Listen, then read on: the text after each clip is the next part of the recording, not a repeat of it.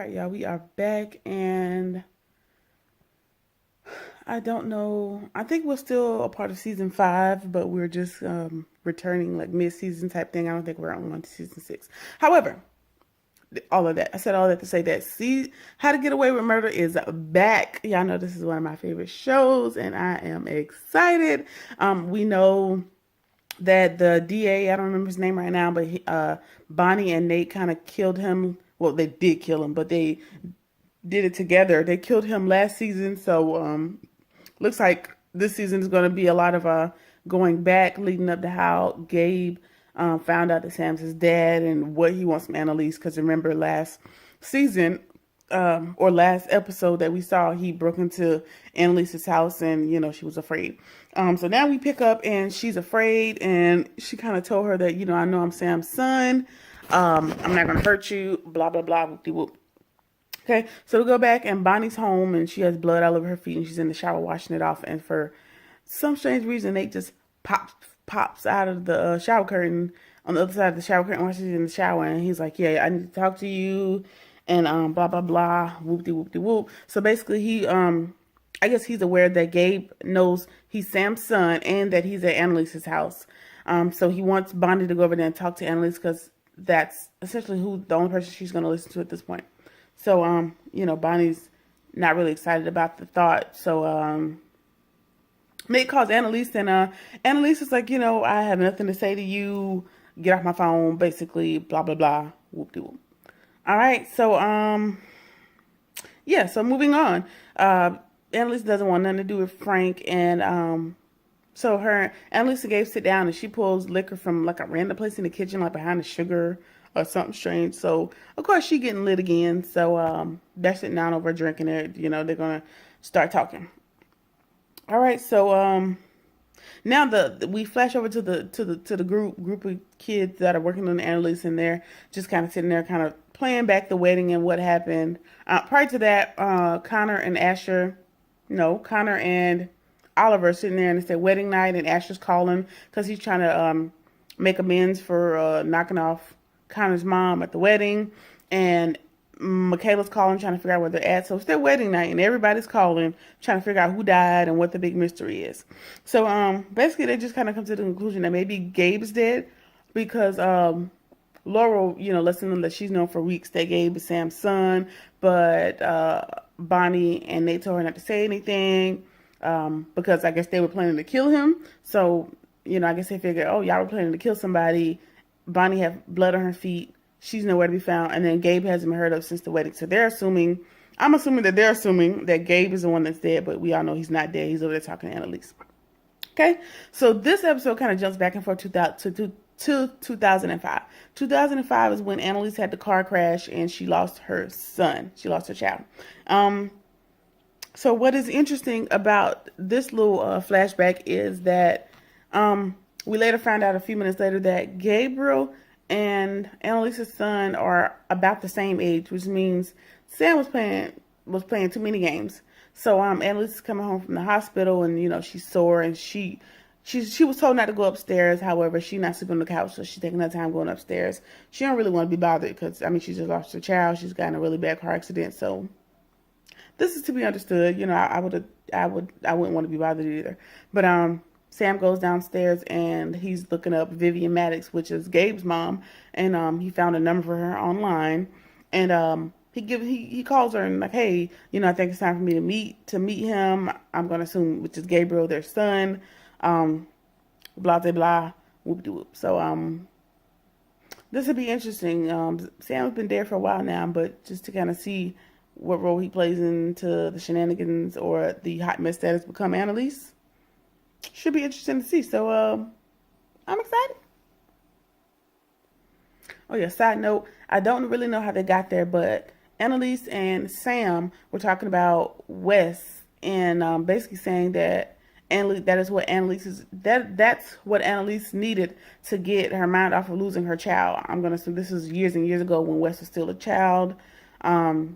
So it'll be interesting to see how that came about, and I guess Wes was her solace in her time of need. So, all right, yeah, we are back from the break, and the group, which when I mention group, it's all of the students that, that work for Annalise that are supposed to be doing college law work, but they're doing everything but that. All those kids that work with Annalise, to include Michaela, Asher, and all them boys. Yeah, they call Frank, and they're basically telling Frank, like, hey, knowing that Frank and Bonnie are definitely together, they're like, hey, we saw blood on Bonnie's feet. Laura told us y'all had planned on killing Gabriel because he's coming back to Annalise for answers about Sam, basically. And what's happening? Where is he? And Frank says no uncertain terms that Gabe is not dead. Or whatever, which they already know he's over there talking to Annalise, but I guess he's just not letting the rest of the group in on that information for whatever reason. So yeah. So we're flashing back, and Annalise and Frank and Bonnie and Sam are, all at the house. Well, first Bonnie shows up, and she's talking to Sam while Annalise is upstairs, and Sam is kind of having a little bit of a breakdown, and she touches his arm, and it looks like he was about to move in for a kiss, and that was definitely awkward. But Annalise has always kind of said that Bonnie has kind of had a loyalty to both of them, and she's kind of loved them in an unhealthy way. So I guess she has this undying love. She had this undying love for Sam, so that got awkward. Annalise comes downstairs and kind of interrupts that. So if I'm looking at my notes because I can't remember nothing. So moving on, and Gabriel just still won't believe that Wes killed Sam. So Annalise plays a voice recording of Wes. It was like one of the last voicemails he left her before he died, and it was a voicemail of him, saying they're blaming her for the other girl that died a while back, and he couldn't let her go down for Sam's murder, or for something that he did, which we would assume is Sam's murder and blah blah blah, or whatever. And Gabe still wants answers, and he's like, if that's the case, why would your student kill your husband? Like, it still doesn't make sense. Don't make a whole lot of sense to me either, but it's starting to become a little bit clearer. So these whole scenes, they're going back and forth to 2005 when they lost their son to currently. So, it'll be back and forth. All right. So Annalise goes on to say, she's basically trying to convince Gabriel that, Wes killed Sam, and there's nothing I can do about it. So yeah. All right. So Frank and Sam are now having a conversation, and Frank just he's adamant about getting upstairs to talk to Annalise and just confessing whatever's on his heart. And he's very emotional, and we're not used to Frank being this hardened criminal at this point. He has long hair, and he's gullible, and he's emotional, and basically he's the reason that the accident happened. But I guess the baby wasn't supposed to die, and there's a whole lot happening with that. So Sam is telling him, just leave it alone right now, and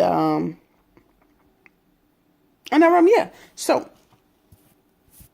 All right, so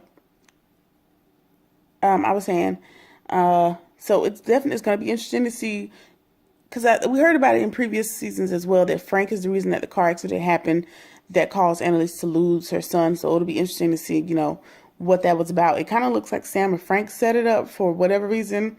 So learning that reason will be interesting. Hopefully they'll tell us this season finally. All right, so moving on. So moving on, Annalise, I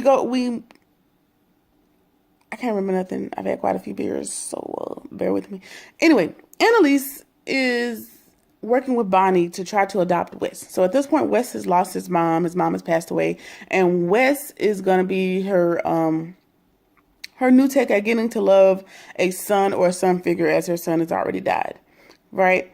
So, Sam kind of finds out that she's trying to adopt Wes, and he's not here for it. He's telling her, no, you're still grieving, you're not ready. And she's saying, this is going to be my way to get over it. He needs a family. We need a son. That this is my only option at this point. And he gave her the ultimatum, like, hey, if you want to adopt Wes, you're going to do it without me. This is just something that's going to happen without me. And she says, hey, I'm still moving forward. So either you get on board or, oh, well. So yeah, and I'm going to assume she never got to adopt Wes, so what happened there? So yeah, and let me just go back and say that I understand both sides of the coin. I understand Sam not wanting to move on and adopt Wes a week after his son, passed away, because they haven't had time to grieve. They haven't had a funeral. They barely even acknowledge that their son is gone at this point, which I get it. And then I also get how Annalise feels like, this is how I'm going to keep my mind preoccupied and to keep from going crazy. And like she said, to keep me from slitting my own wrists, like I got to keep something in my mind. So I figured this is the best way I could do it. So I understand both sides of the coins. However, I don't understand both sides as well. It's a tough situation to be in. All right, coming back from the break in, the group is talking about Gabriel, and I guess now they realize that he's not actually dead, and he's talking to Annalise, and they're afraid that he could learn some new information about Sam's death, and he could go back to the DA. And Asher reminds them like, hey, wait, DA Miller, which is who died last episode, he can help us. We know that Asher works for the DA, but the group isn't aware that he's dead at this point. So they think, oh, well, DA Miller's not going to let anything happen to us off the strength of Bonnie. Like if Bonnie tells him, it's not going to happen. So even if Gabe comes to the DA with new information, then that Bonnie can call it a favor. But he dead, so it's gonna break y'all heart when y'all figure that out. Okay.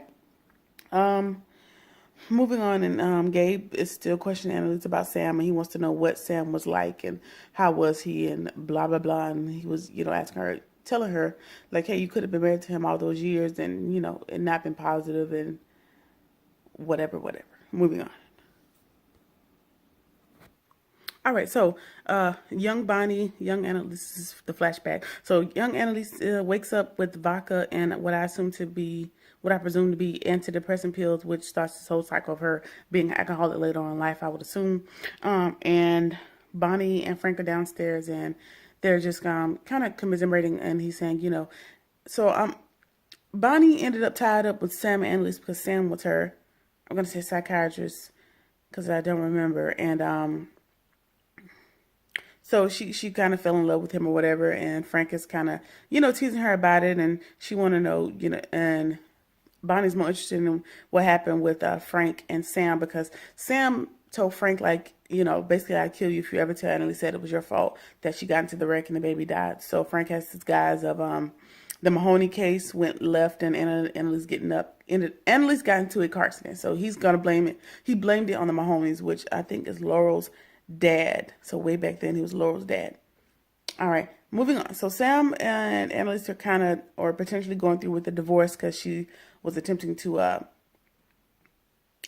adopt Wes, and Sam is giving her the impression that he's at his sister's house, and he wants her to talk to her mom so she's not alone. And he says, I don't want you to be by yourself. She's like, I'm not gonna be alone for long. Assuming she's gonna move forward with adopting Wes. And the camera pans, and he's in an apartment complex, and he's actually at Vivian's house, which is Maddox's mom, and Gabriel Maddox's grandmother, which is Vivian's mom. She opens the door and she's like, Vivian's not here, go away, before I call the cops, or I'll just call your wife, because you're not supposed to be here. Does your wife know you're here? Blah, blah. And he just insists, he wants to see Gabriel. He's probably feeling emotional, and he lost one son. He doesn't want to lose the relationship with another. However, I guess one of the only thing that Vivian asked for in the divorce is for Sam to, leave her alone with the son or whatever. And the mom says, if you have any decency, you will leave us alone, which that's my son. So decency or not, I would like to see him, but whatever. So he sees the son. He happens to run into the son outside in the hall playing basketball, and the grandmother rushes him inside. And so whatever. We are back from the commercial break, and unfortunately, Annalise has the misfortune of still having to not breastfeed. She's still having to pump milk, even though her child is deceased at this point, and she's breastfeeding and chasing it with vodka, trying to drown the pain away at this particular point. So she while she's doing that, someone from the adoption agency calls, but we don't get the result of what that conversation was at this moment. All right, then we move on, and Frank and young Frank. So this is when Annalise was younger, so back in 2005. So we're still in that same time frame, and young Frank and young Bonnie are sitting there talking. I wasn't really listening to the conversation. They end up kissing, and they also end up in the bed, whatever. And Annalise, we go back to Annalise, and she's she's so distraught because she's pouring the breast milk, down in the toilet because I mean, what use for it does she have at this stage of the game? So she's really drunk and she's really in her feelings and upset about it. So she calls Sam and he's not answering his phone. So she calls and begs him to come home. And I'm assuming she never got an answer from him. I think Bonnie ends up getting a message and ends up at Annalise's house. She tries to get in the room and Annalise is there with the empty pill bottle and she ends up taking her to the hospital. So at this point, Annalise is, over it and she was trying to take herself out. And that is so home sad. From the hospital. We're still in the flashback. She's home from the hospital and Bonnie's kind of, removing all the sharp things in the house along the way as she's escorting Annalise to bed. And Annalise is kind of reminiscing on when Bonnie found her and she was coming to, and some of the things she said, she still didn't realize that her child was gone, and she was hearing phantom cries from her baby, and she wanted to feed her baby, and unfortunately Bonnie had the task of reminding her, like, the baby's gone, it's not your fault, and all this good stuff. And Annalise just kind of comes to and lets Bonnie know, like, I appreciate having you in my life. So this kind of gives me more insight into Bonnie and Annalise's unfortunately unhealthy codependent type relationship. She was there, which could also lead us to believe this is why there ended up being a disconnect between Bonnie and Frank, because Frank wasn't really there. He was handling things on the business end during this whole thing, and Bonnie was kind of right there in the trenches holding Annalise's hair while she was throwing up and, dealing on the front lines where she was dealing with the loss of her son. All right, so Frank finally comes home from wherever he was at, and because he wasn't at his sister's house, that's for damn sure. And Frank shows him an email, and I think Vivian actually responded. And he lets me know, like, your job is you're going to go up there and you're going to delete that email and forget all about Vivian, forget all about that kid, and you're going to go upstairs and be there for your wife, which I don't think that's right, but whatever. This is a fictional family, so I can't get too emotionally involved. But, lets him know that, I've been taking care of things while you've been gone. I've been covering for you while you've been lying. I know you haven't been at your sister's house. And, Sam goes upstairs and he just embraces Annalise. I don't think he should forget about his ex-wife, Vivian, and his child, but yeah. All right, so now we are at like the grand summary of the episode that normally happens with How to Get Away with Murder. All right, so I was wrong in my last statement saying that the email was from Vivian. The email was from Sam. Sam was sending an email to Vivian, his whole confession, his, exclaiming how he felt about being out of Maddox's life for 11 years and he wants to be back in, and he's sorry about everything and blah, blah, blah, blah, blah. And during the course of him reading this long soliloquy type email, we're flashing to all the different things that's happening in the past and currently.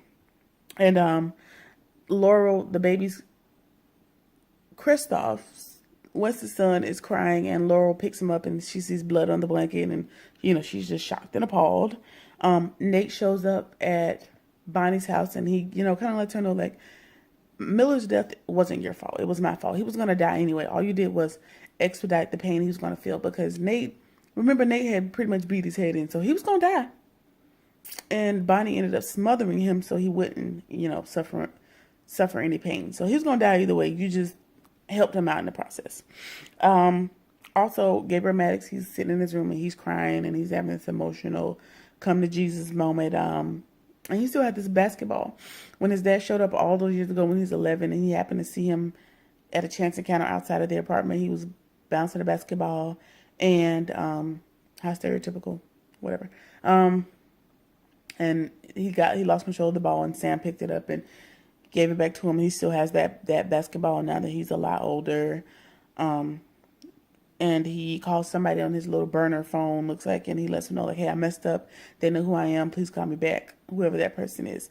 And then we see a knock on the door, on Sam's door, and it was, I don't know her name, but whoever the white girl that Annalise was knocking off a long time ago, like three, four seasons ago, the girl that she's been college roommates with, or her college friend that they've been knocking each other off for years. She's at Sam's door long time ago in 2005, and she has the email that Sam tried to send to tried to send to Vivian. I'm going to assume he tried to send it because she never got it.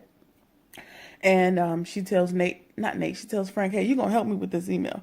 And so I'm assuming Frank and whoever the white chick, I don't remember her name, they conspired to bury that email so Vivian never got it in order to protect Annalise and to further support Sam in being a delinquent parent.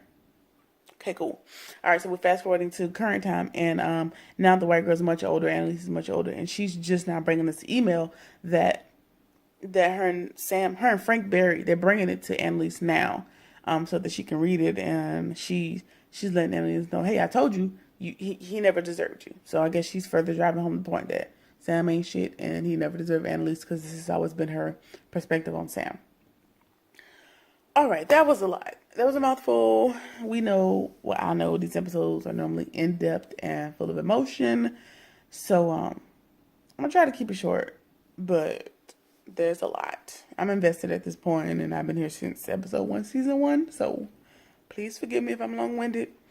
However, that about sums it up. That is, I'm saying episode 1, season 6, but I don't know. It'll be in the description bar or whatever's down there of where we're at, because I feel like this is like a mid-season return or something weird or whatever, but this is where we're at. We're starting over fresh with How to Get Away with Murder, and we're learning a bit more about the relationships that Annalise has with people and how they became so toxic now that they are, and how she became so mean and nasty and jaded. And yeah, I'm looking forward to the season, so stick with me.